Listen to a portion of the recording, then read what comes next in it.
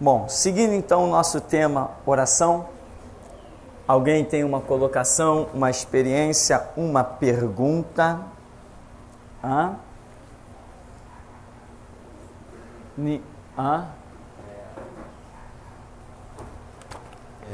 Pelo que você falou aí da batalha, né? Para os anjos, né? Chegar aquela resposta a Daniel. Assim nós também, quando está para acontecer algo, uma benção, alguma coisa assim, há uma batalha também espiritual? Para alcançar alguma benção? Por exemplo, tem de repente, vai chegar uma benção, um exemplo, né? Uma obra, sabe? Algo assim, nesse sentido. E eu vejo assim, às vezes, que tem uma dificuldade, né? Sabe? Uma batalha, assim. Por exemplo, para chegar na igreja, entendeu? Para orar, assim. E logo depois vem uma situação, né? Eu falei assim, logo vi que vinha coisa grande, entendeu? Pelo que aconteceu antes. Isso pode ocorrer conosco também, assim? Sim, a luta é constante, né? Tudo nós podemos traduzir como respostas. Uma resposta à oração é uma vitória. É algo que Deus preparou. Por exemplo, hoje Daniel é lembrado. Será lembrado enquanto existir evangelho a ser pregado. Porque as mensagens dos finais dos tempos ficaram... Uma boa parte delas, coisas tão fundamentadas, foram dadas a Daniel. O que o anjo falou para Daniel? Daniel, tu és homem muito amado. Tu és muito desejado. Ou seja, no céu, ele era muito amado, muito reconhecido. Deus amava Daniel de uma maneira inigualável. Então, é um exemplo que fica para toda a humanidade, toda a geração cristã. Então, todas as respostas, nós encontramos em meio a elas as lutas, aquilo que falamos de permanecer, fica na minha dispensação. Vimos que Daniel orou 21 dias, permaneceu na posição. Então, as coisas às vezes não acontecem porque as pessoas só esperam. Elas esperam, mas não lutam. Deus vai me dar vitória. Deus vai me dar vitória. Deus vai me dar vitória. Irmão, o que você está fazendo para Deus te dar a vitória? Não, eu creio. Creio em quê? Quem crê desprende uma atitude. Não, eu creio que Deus vai dar a vitória. Então tem que mostrar o calo do meu joelho. Deus vai dar a vitória, então tem que mostrar que eu já não enxergo mais como enxergava. Estou que usar óculos, porque eu estou examinando a Escritura. Eu tenho que andar meio sonolento. Estou dormindo menos e estudando mais. Aí ele vai dar a vitória. Não, eu vou cruzar os braços. Não, eu creio, irmão, eu creio, estou na fé, Deus vai me dar a vitória. A fé não é simplesmente uma situação que você está lá gerando interiormente. Tanto que Tiago diz o quê? A fé sem obras é morta. Ou seja, o que são as obras? Obras é aquilo que você faz e alguém vê. Então ele diz, mostra-me a tua fé sem as tuas obras e eu te mostrarei a minha fé pelas minhas obras. É isso que Tiago diz. Então, o que nós vemos é isso. O esperar em Deus é uma luta. Deus prometeu... Olha, eu conheci alguns jovens que passaram por aqui. Alguns. E eu tenho ministério. E tinha mesmo. Claro que tinha. Quando abria a boca, o céu vinha abaixo. Quando pregava, era uma bênção. Pregaram nesse púlpito aqui. Jovens que tinham ministério, sim. Sem dúvida que tinha, mas a filosofia que eu tentei mudar da cabeça da pessoa e não consegui, eles diziam o seguinte, Deus falou, pronto, está falado, ele vai cumprir.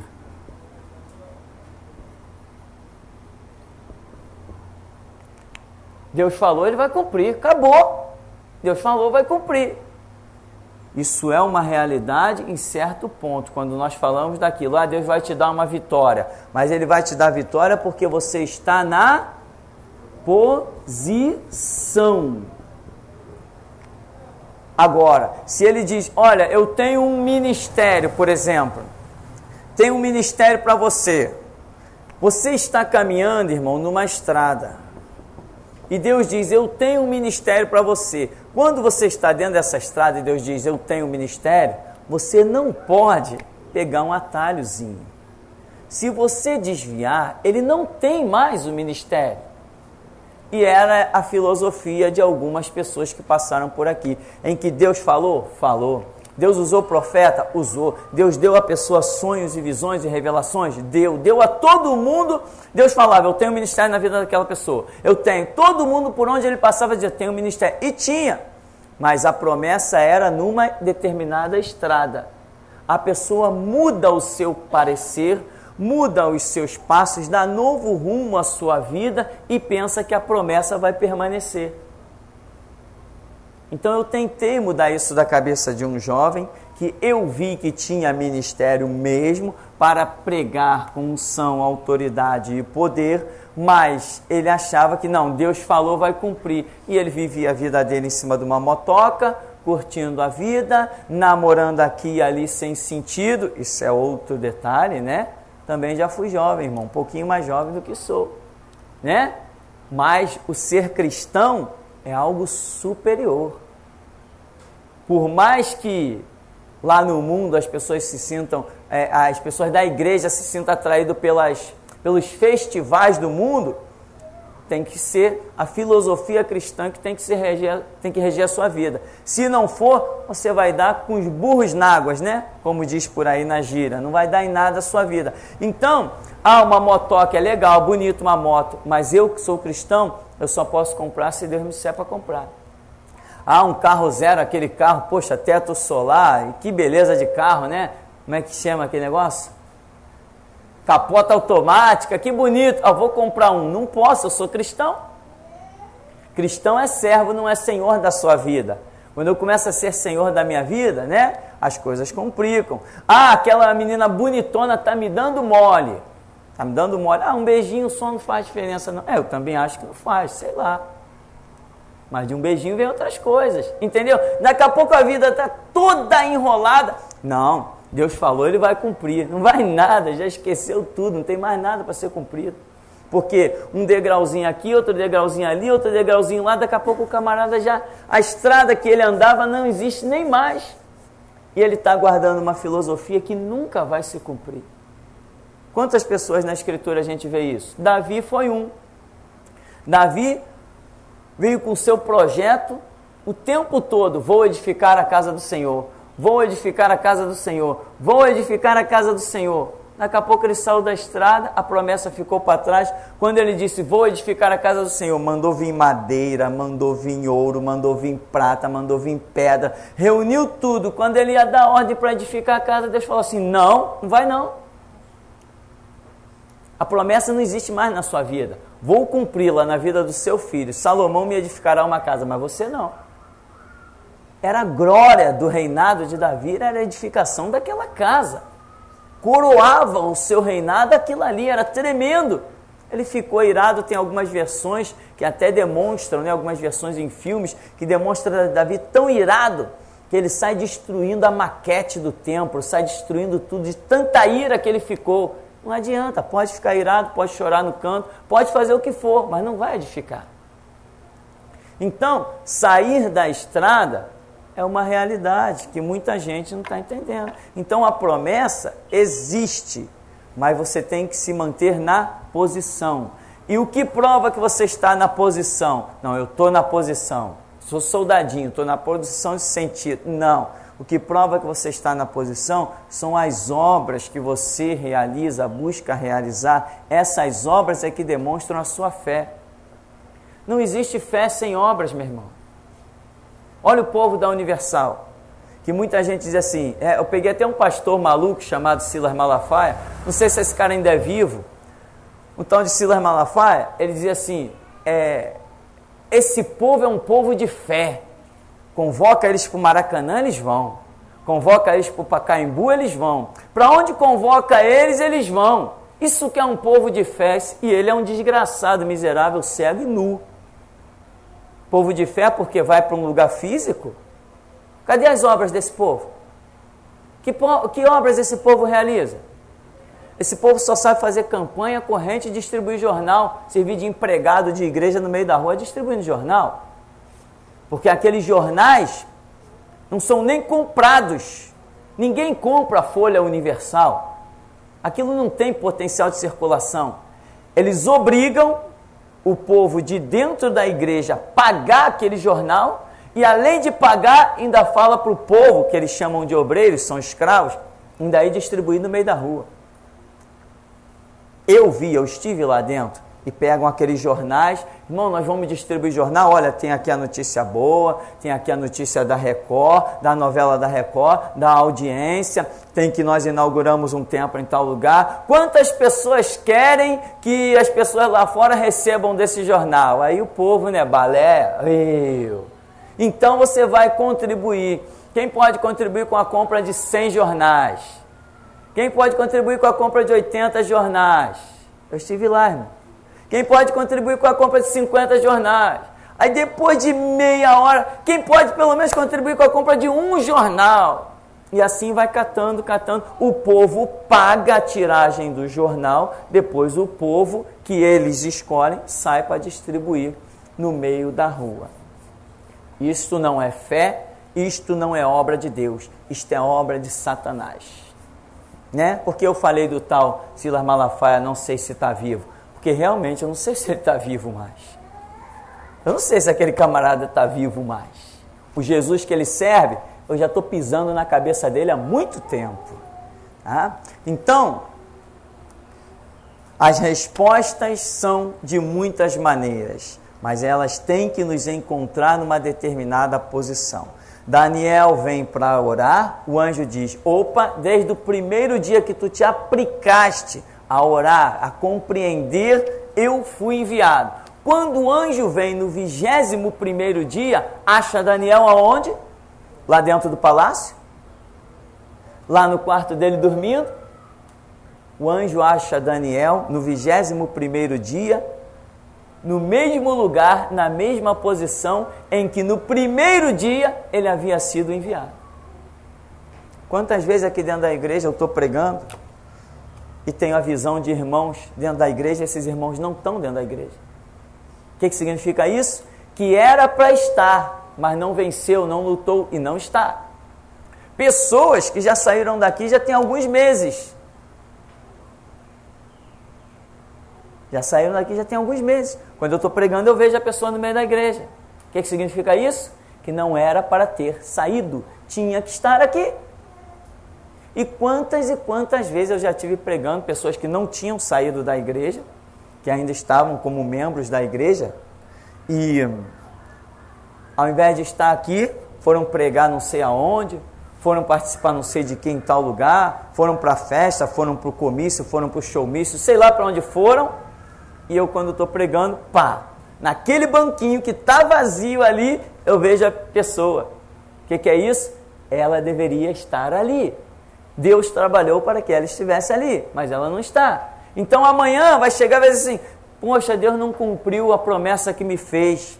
Mentira, o meu Deus não falha, o meu Deus não deixa ninguém frustrado. Quando Ele promete, Ele honra. Ele cumpre sim, é que a pessoa saiu da posição. Sempre comento aqui sobre o caso de um jovem que 3 cultos eu pregava e via ele no banco. Daqui a pouco, quando eu olhava, cadê o fulano? Ele não estava, mas eu via ele nitidamente, claramente. Vinha outro culto, eu pregava, cadê o camarada? Eu via ele e de repente ele sumia. Eu dizia, E eu ainda não tinha entendimento muito profundo alguns anos atrás. Aí, terceira vez, enfim, um dia Deus revelou. Você já perdeu 3 pratos que vão te fazer falta lá na frente. 3 pregações que ele perdeu e que iam fazer falta na vida dele. Tanto fez falta que hoje está desviado. Então, posição. Você tem que estar na posição. Se tem uma coisa que muita gente não tem humildade, não tolera, é banco. E sem banco não tem ministério. Muita gente não tolera banco, irmão. E eu digo, irmão, olha, a minha vidinha é assim, olha, aqui, ó. 13 anos de banco, em que eu afirmo para você que você não demorará esses 13 anos. Porque eu tive 13 anos de banco me arrastando entre trevas e lama e sobrevivi. Você não. Você está numa igreja onde tem o poder de Deus para te abençoar. Você está numa igreja onde a palavra não é segura. Aquilo que Deus me dá, você recebe também. Você está numa palavra onde eu colhi informações durante anos e hoje eu jogo tudo para cima de você. Então, os 13 anos que eu levei, você não vai levar 13 anos, mas vai levar um tempo. Tem que ter paciência, né? Tem gente que chega aqui e praticamente quer entrar na igreja pelo púlpito, não quer nem entrar pela porta. Sou amigo de todo mundo, falo com todo mundo, bate o mendigo na porta, eu vou lá atender. Você já viu o pastor atender mendigo? Eu atendo, bate o mendigo na porta, eu vou atender. Me liga a gente que eu nem sei quem é. É fulano, está no telefone, quer falar contigo, é de São Paulo, é do Sul, é do Espírito Santo, é não sei de onde, conhece? Não, peraí, eu vou lá atender. Ô irmão, passa assim, o que é? Por aí não tem isso. As pessoas às vezes são lixo, como uma vez um brigadeiro do exército. Eu precisei falar com o comando da triagem, um brigadeiro do exército. O camarada lá chegou, eu fui lá, ele perguntou quem era. Quando o soldado disse o meu nome, ele falou que não conhecia, não podia me atender. Eu sou muito mais importante do que ele, atendo qualquer um. Entendeu? Pessoas que batem na porta aí, não sei nem quem é, nem de onde vem. Sim, irmão, eu queria falar com o pastor, sou eu. Claro, a pessoa me olha de cima e embaixo, né? E muitas vezes, não é com esse daí que eu quero falar com um de terno, gravata, aí é outra história. Entendeu? Então, posição, irmão, posição é o que manda. Você tem que ter posição. Tem fé? Não, eu tenho fé. Todo domingo eu estou no seminário, toda terça eu estou lá, toda quinta eu estou lá, qualquer evento da igreja eu estou lá. Não estou falando de você vir na igreja. Eu estou falando de que as suas obras, que tem que ser fora da igreja, sejam condizentes com aquilo que você diz ser a sua fé. Então, a resposta vem, mas nós temos que ser encontrados na posição, entende? E outra coisa que eu vou te dizer agora. A bênção, ou seja, a resposta de Deus, ela não vem simplesmente na tua vida. Ela tem ano, dia, hora, minuto, segundo e lugar para te encontrar. Quando é um caso, por exemplo, como esse de Daniel, quando Deus disse para aquele anjo, vai ao encontro de Daniel, ele disse aonde? Porque o anjo não sabe, ele não é onisciente. Então, vai ao encontro de Daniel que ele está hoje, vai estar hoje a tantas horas, tantos minutos, tantos segundos, em tal lugar. O anjo partiu direto para lá.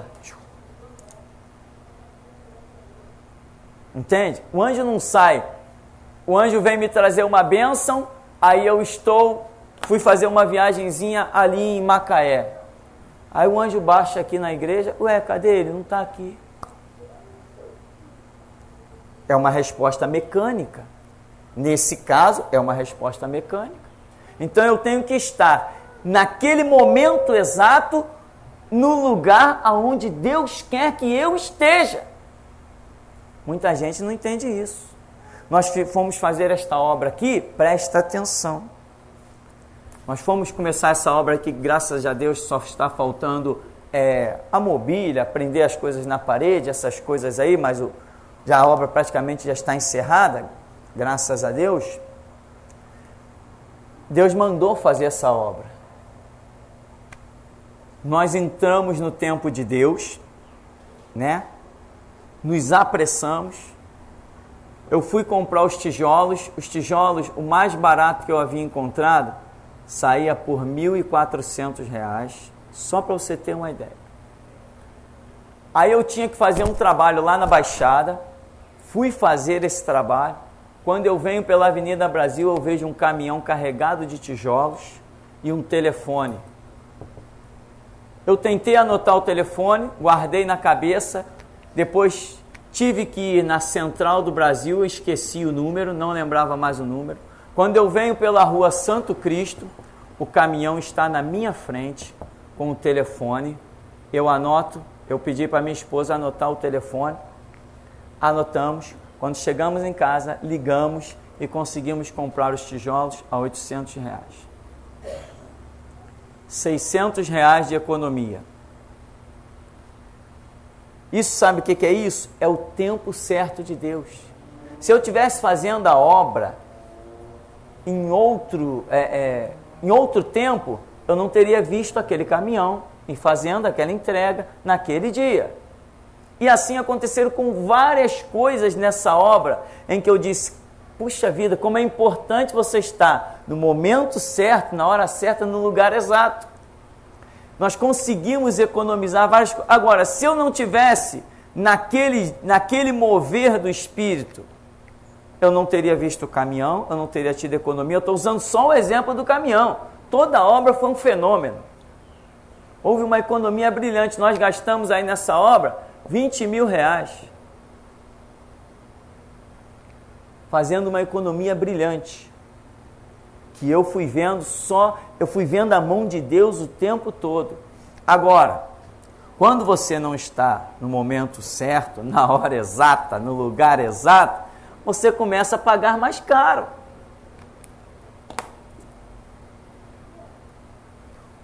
Um pregador aí conta uma experiência de alguém que tinha empenhado tudo para o seu filho ir para os Estados Unidos. Empenhou tudo, comprou a passagem de avião. Na hora que o camarada chega lá no aeroporto, o filho diz assim, pai, eu não vou mais não. Não quero mais ir para os Estados Unidos. E conta que o pai ficou irado, né? Quase bateu no menino, porque empenhou tudo naquelas passagens, organizou para o menino ir estudar e se dar bem nos Estados Unidos. E foi para casa e levou as passagens. As passagens eram aquelas do dia 20 e dia 11 de setembro, que houve aquele acidente contra as Torres Gêmeas. O filho dele estaria num daqueles aviões. Então, momento exato. A bênção de Deus te alcança quando você está aonde Deus quer que você esteja. Tem gente que escolhe igreja, eu digo, isso é suicídio, não escolha a igreja, deixa Deus escolher. Lembra que antes você pregava e dizia assim, olha, procura uma igreja perto da sua casa. Hoje, você daria esse conselho para alguém ir para uma batista? Você daria o conselho para alguém ir para uma Assembleia de Deus? Você hoje pode dizer, procura uma igreja perto da sua casa? Você sabe que você vai estar... Você evangelizou, pregou o evangelho, a pessoa creu, mas você pode destruir a vida dela. Então você tem que dizer para ela, olha, ore. E só vá para uma igreja quando Deus te mostrar ela. Porque senão, você perdeu. Você pregou à toa. O camarada aí parar numa Assembleia e parar numa Batista, perda de tempo. Eu não creio mais em salvação lá. Eu não creio mais em salvação lá. Eu não creio. Conheço bastante. Fui visitar há pouco tempo uma igreja recém-inaugurada, Assembleia de Deus, de um antigo conhecido meu, advogado. Cheguei lá e fiquei impressionado. Como é que a visão das pessoas se transforma em lixo da noite para o dia. E ele pensa que tem uma igreja. Com um monte de gente dançando, as mulheres dançando e pulando dentro da igreja. Tudo querendo botar para fora, na verdade, o seu, como é que chamaria? Palavra mais certa, né? As suas coisas incubadas, esta é a verdade, né? Aquelas coisas ocultas que as pessoas sempre desejaram extravasar, aí consegue fazer isso dentro da igreja. Foi o que eu vi lá. Não vi nada de Deus, nada de poder de Deus. Levaram um menininho lá, não sei, era 11 anos que ele tinha? Acho uma criança, acho de 11 anos, para pregar. Eu não aguentei ficar até o fim da pregação. Fui lá para ouvir, todo mundo falou, falei, não, eu quero ouvir. Se é bênção, eu quero também. Não consegui ficar até o final. Então, meu irmão, hoje você não pode dizer, procure uma igreja perto da sua casa. Você tem que dizer para a pessoa, ore. Então, as respostas das orações, das nossas orações, as respostas que Deus nos traz, elas nos pegam exatamente naquele lugar. Que lugar? No lugar onde Deus determinou que nós estejamos, no centro da vontade dEle. E isso implica, presta atenção, centro da vontade de Deus implica também posição física. Eu não posso dizer que estou no centro da vontade de Deus se Deus me quer no Rio de Janeiro e eu fui passar as férias em Nova York. A questão física implica no centro da vontade de Deus. Eu não gosto de viajar. Às vezes tenho que viajar. Tem pessoas que às vezes são pegas de surpresa. Deus manda viajar.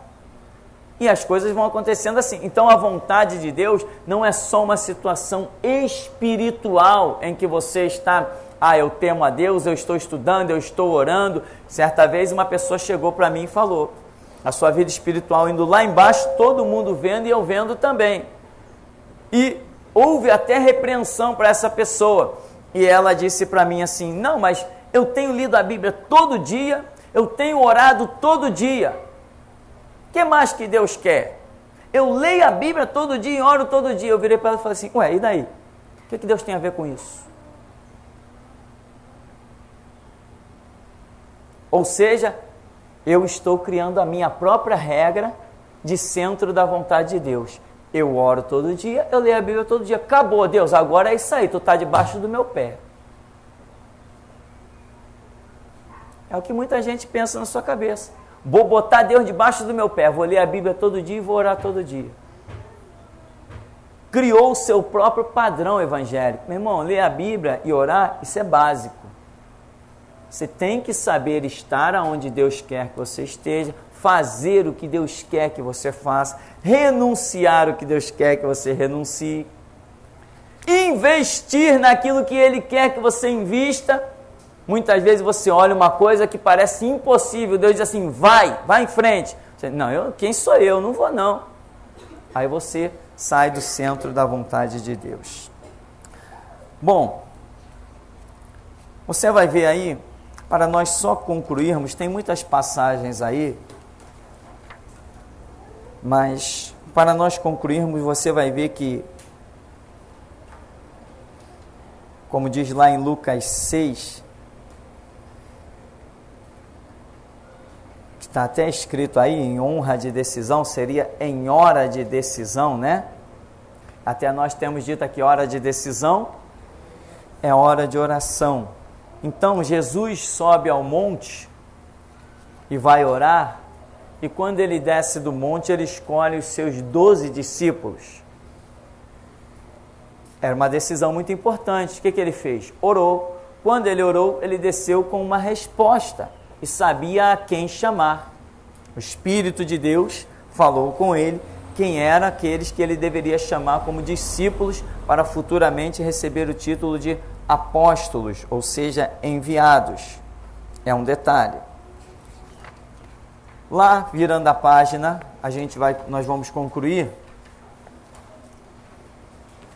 quando diz garantia de resposta.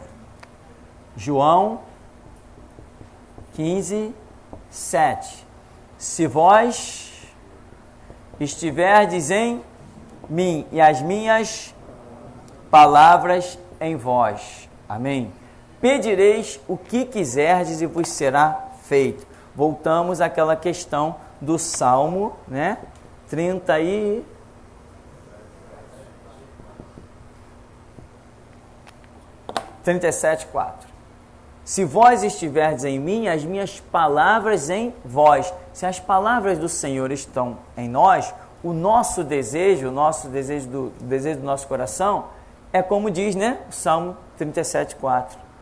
Agrada-te do Senhor, ou seja, as palavras dele estão em mim. Ele satisfará os desejos do meu coração, por quê? Porque são segundo aquilo que eu me agrado dele, são segundo as suas próprias palavras. Então aqui nós temos um resumo muito rápido de uma garantia de resposta.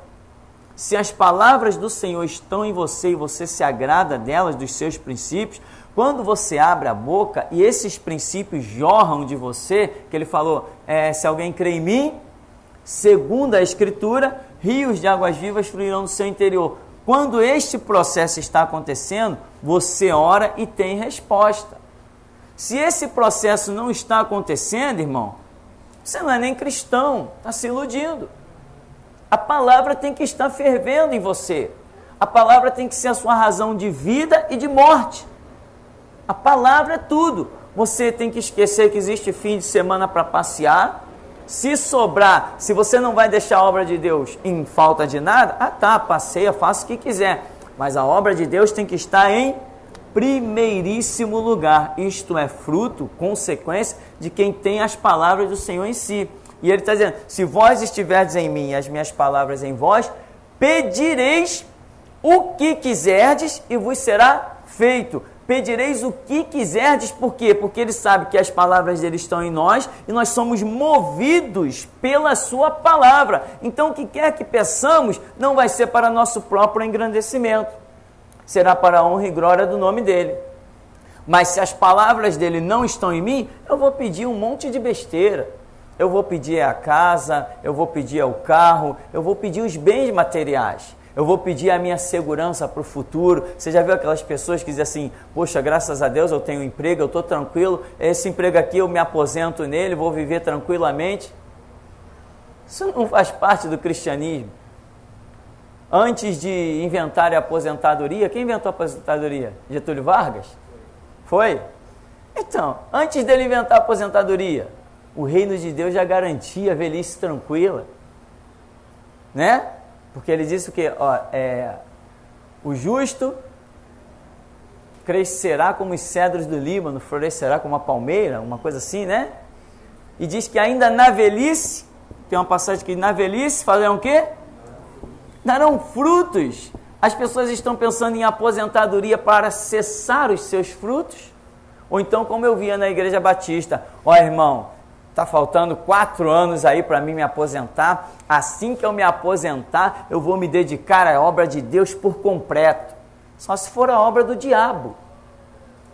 Deus não vai esperar ninguém se aposentar, meu irmão, para se dedicar à sua obra. Deus não vai esperar isso, é uma filosofia inútil. Quer dizer, Jesus está de braços cruzados. Poxa, enquanto ele não se aposentar, eu não posso contar com ele. Outro já tomou o lugar há muito tempo e ele já ficou para trás.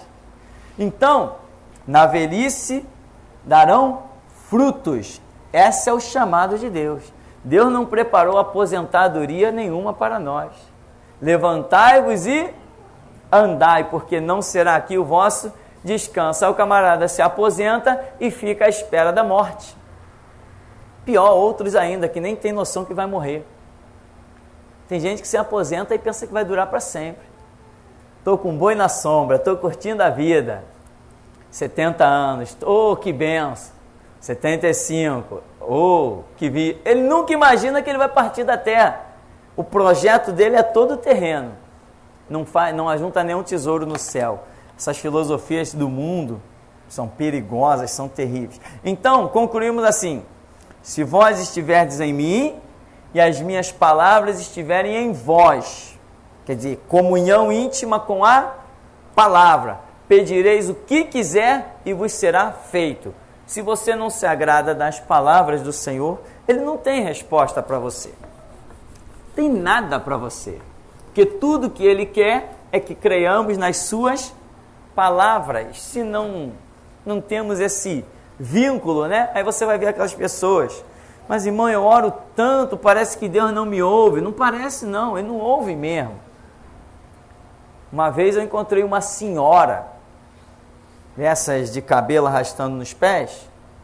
Mas, irmão, a luta é grande. Parece que Deus não ouve. Aí começou o seu choro, né? O seu lamuriar. Falei, irmã, o que a irmã sabe da palavra? Não, eu vou na igreja. Tá, mas e a palavra? O que a irmã sabe? Não, eu participo do círculo de oração. Tá, e a palavra? O que a irmã sabe da palavra? Não, eu participo da consagração. Tá, mas e a palavra?